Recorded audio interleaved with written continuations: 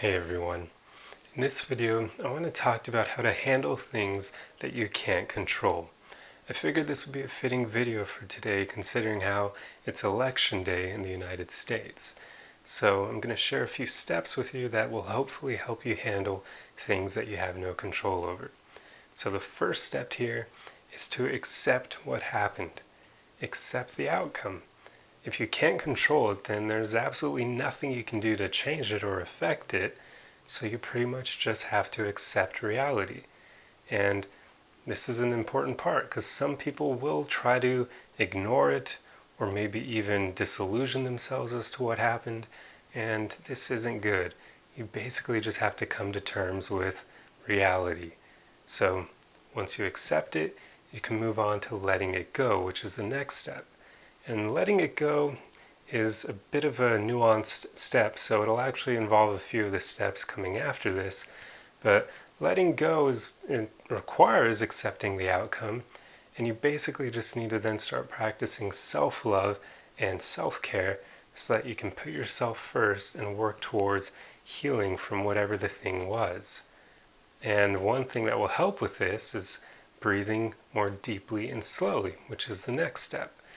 I would highly recommend learning how to meditate, or if you feel like you don't have the time for that, another thing you can do is something that I practice myself, which is literally just to focus on your breathing as often as possible throughout the day. So what I like to do is I'll focus on breathing deeply and slowly in any random moment when I remember to do it. So when you breathe in, expand your belly outwards, and then when you breathe out, suck your belly in. What this does is it engages your diaphragm and makes you breathe more deeply. And then while you do it, just focus on slowing things down.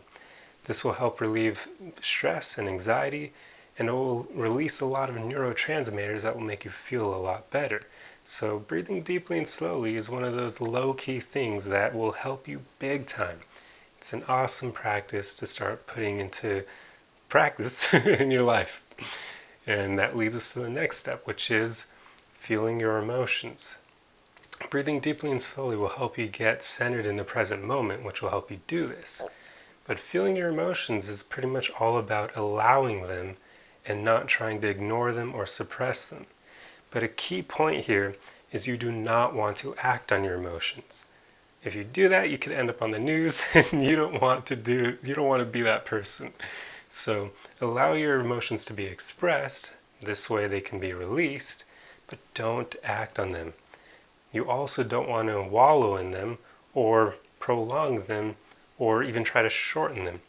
So feeling your emotions so that they can be released is pretty much a lot about kind of outsourcing, or not outsourcing your emotions, but more so kind of detaching yourself from the equation. So kind of trying to be more like a viewer in regards to your emotions rather than somebody who's affecting it, if that makes sense. So basically, you want to allow your emotions to run on their own, but you don't want to be acting on them, and you don't want to judge them. When you do this, you kind of just let that energy be expressed, and then it dissipates on its own. And I've found in my own life that the more you judge your emotions, the harder this becomes. So try not to do that. Try to detach from them as much as possible. In a way, they're kind of something we don't have a whole lot of control over anyway, meaning that they're going to show up whether or not you try to prevent it. So just allow them to be expressed. But don't act on them, and don't wallow in them or try to ignore or suppress them. Just let them run their course, and then they'll be released on their own. And then the next step is to do more of what you enjoy. Now, I put this after feeling your emotions because if you try to do this before you release your emotions, then it can be used as a distraction from your emotions, and that is not good. It's a very unhealthy behavior. So there's a reason this comes after feeling your emotions.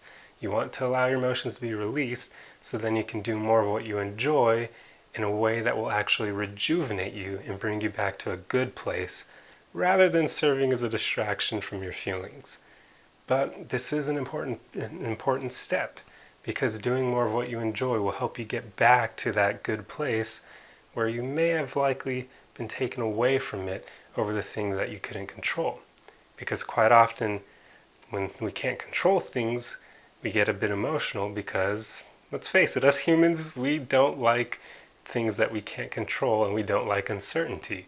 So when things don't go our way, it affects us. So this will help you get back to that good place and help rejuvenate you. In a way, it's part of self-care and self-love. But anyway, the very final step, which is a fitting last step, you need to practice all the steps before it in order for it to work. The very last step is to keep moving forward. I apologize for these ambulance sirens. I can't affect them, I apologize. But you want to keep moving forward. So this is the final step for a reason. You have to put everything else into practice first for this to work. But once you've done all the aforementioned things of accepting it, letting it go, focusing more on breathing deeply and slowly to relieve that stress and anxiety, and then feeling your emotions and doing more of what you enjoy, it makes it so much easier to start moving forward. Then you can just pretty much walk away from the thing that you couldn't control and start focusing on your future and making it better for yourself. Anyway, I hope this video helped you, and I'll see you guys in the next one. Arrivederci!